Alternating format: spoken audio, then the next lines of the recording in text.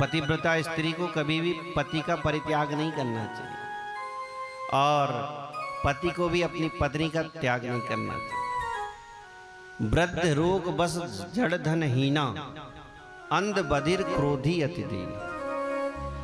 पति कैसा भी हो उसका परित्याग कभी नहीं करना चाहिए। वृद्ध क्यों ना हो, अंधा क्यों ना हो, अति दीन क्यों ना हो, धनहीन क्यों ना हो, तब भी पतिव्रता स्त्री कभी भी उसके पति का त्याग नहीं करती। एक कथा भी सुनाई कि गांव में पंडित पंडिताइन रहते थे। छोटा सा बालक था, नित्य होम करते थे तो अग्निकुंड में अग्नि उनकी जलती रहती थी।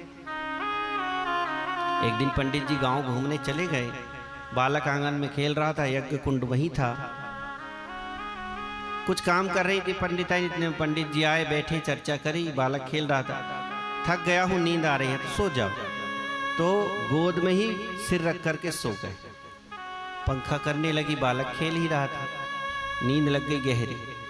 पंडिताइन ने पातिव्रत ले रखा था कि पति के सुख में कभी बाधा नहीं डालनी। बालक खेलता हुआ अग्नि कुंड के पास पहुंच गया। अग्नि जल रही थी उसमें। घबरा गई, जोर की आवाज लगाती हूँ, पति की नींद खुलेगी, मेरा व्रत टूट जाएगा, क्या करूं, देखती हूं कब तक।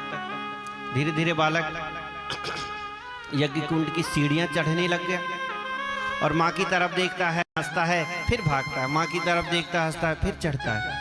पहली सीढ़ी चढ़ गया, दूसरी सीढ़ी चढ़ गया, तीसरी सीढ़ी में पहुंच गया।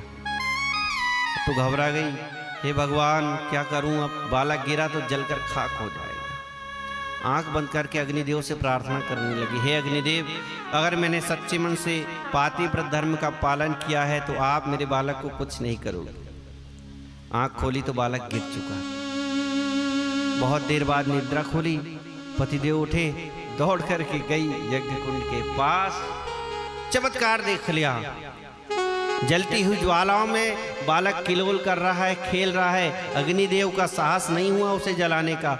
हाथ से उठाया, हृदय से लगाया बालक को। ये पातिव्रत धर्म का चमत्कार।